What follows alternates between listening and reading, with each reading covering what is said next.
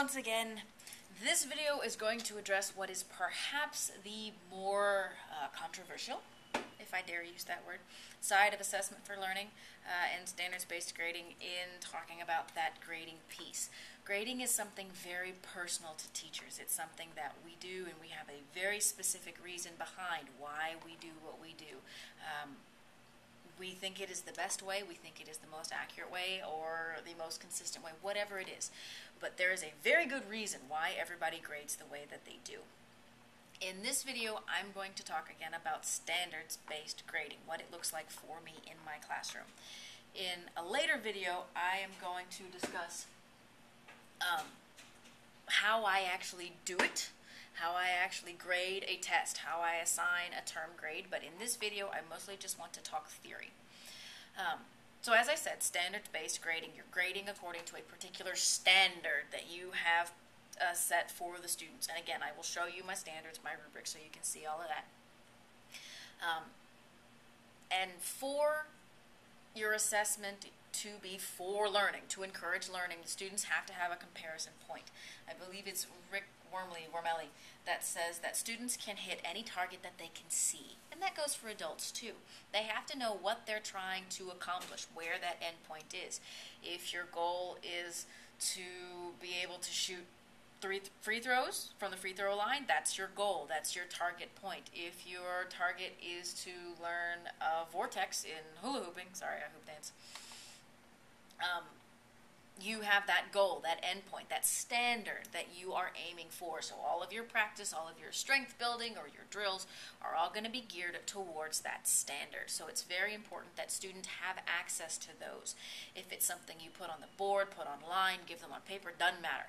But they have to be, the students have to be repeatedly shown what the goal is, where you're trying to get to. It's the same as if you were, again, trying to learn a trick. You have to see that video of the person doing the trick. Ah, that's what I'm going for. That's what I'm trying to do.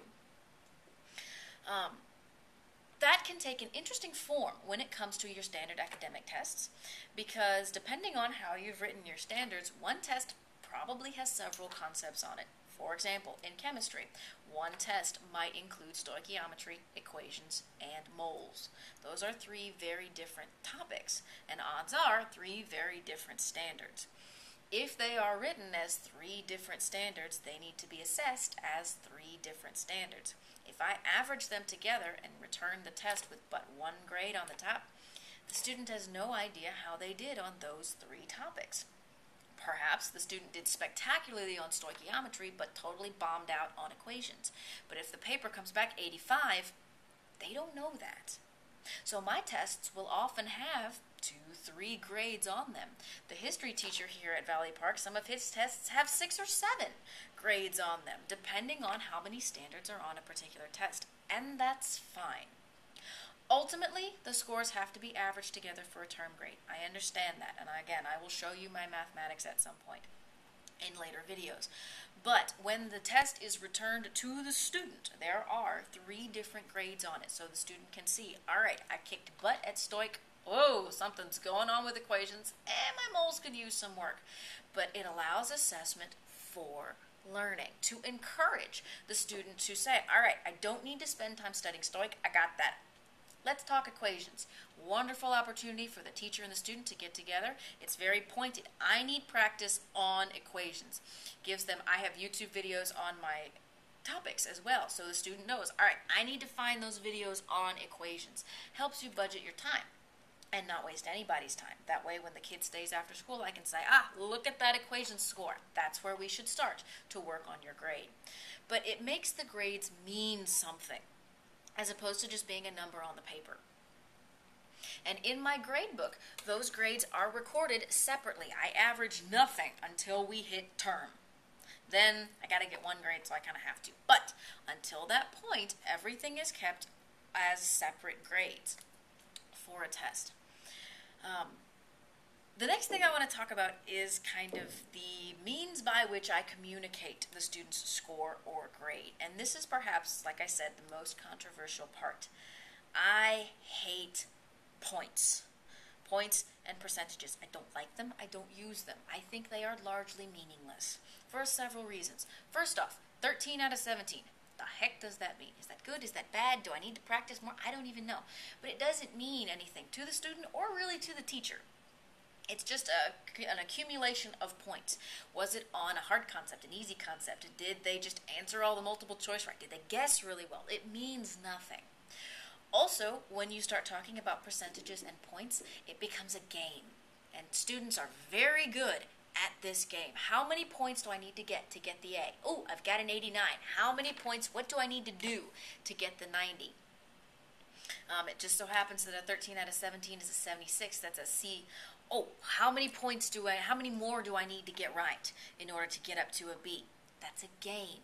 It's not about the game. It is assessment for learning, not for how well you can play the game. So this was actually the driving force behind why I switched to standards-based grading practices, because I was tired of the game. I had honors students who could get all A's, but yet couldn't answer a simple question if I asked for them. They had just played the game. So I did away with points entirely, completely. I never, ever assigned points. As points, like I said, 13 out of 17.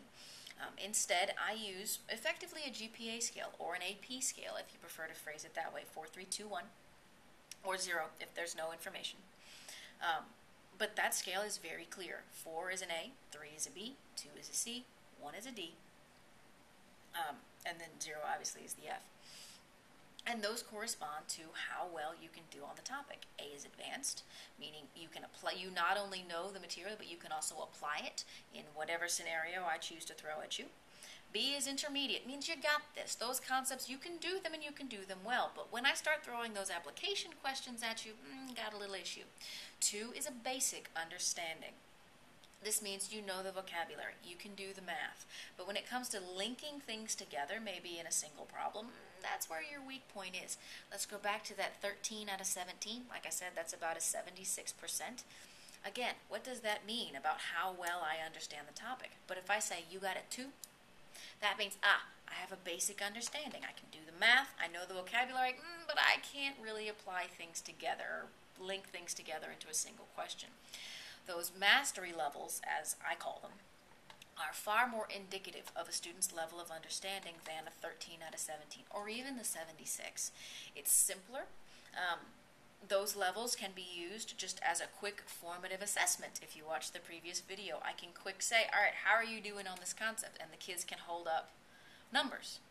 How are you doing? 4, I got this, I'm awesome. 3, I got this, but the application's going over my head, so on and so forth. You can do that as them raising their hands in class, or I've mentioned those sticky notes. Have them write on a sticky note, how are you doing? 4, 3, 2, 1 makes for a real quick and easy assessment of how the students are doing. And on tests, it allows me to give them a direct correlation of where they are without having to split hairs, which is effectively what happens when you're doing a 92 versus a 93. Tell me, what does that look like on a paper or a test? It means they accumulated 2 more points or whatever the case may be. But it doesn't tell me how they're doing on that topic. And so, as I said, this is perhaps the most controversial piece of standards-based grading is this points versus mastery levels system. I like it a lot better because, as I said, there is no game. If you can do it, you get the grade. If you can't, you don't. It's not a matter of how many points you can achieve, how much extra credit you did, how much homework you did. It's do you know the material, beginning, middle, the end. I don't like games. I don't like excuses. I'm very blunt, in case you hadn't noticed. But I like the grades to be indicative of how the student is doing in the classroom and nothing else. And then people say, oh, but if you're only assessing that, grades will drop. That has not been my experience. As I said, this is my 3rd year of doing a completely standards-based system. No points, no percentages, all 4, 3, 2, 1, no homeworks, all of that kind of business. And I haven't seen a drop. In fact, I've actually seen kids learn more. They actually have risen to the higher standard that I have set for them. And a lot of them are excited. You hear them talking about to each other, oh man, I got it too. I need to practice more. Not, oh, I got to get 3 more points. They actually want to learn more. It's fantastic, which as a teacher is just phenomenal. But a lot of that may sound kind of weird without actually seeing how I do this on a test. So I promise I will show you the rubrics in the next system, or in the next video. But Until then, I will see you next time.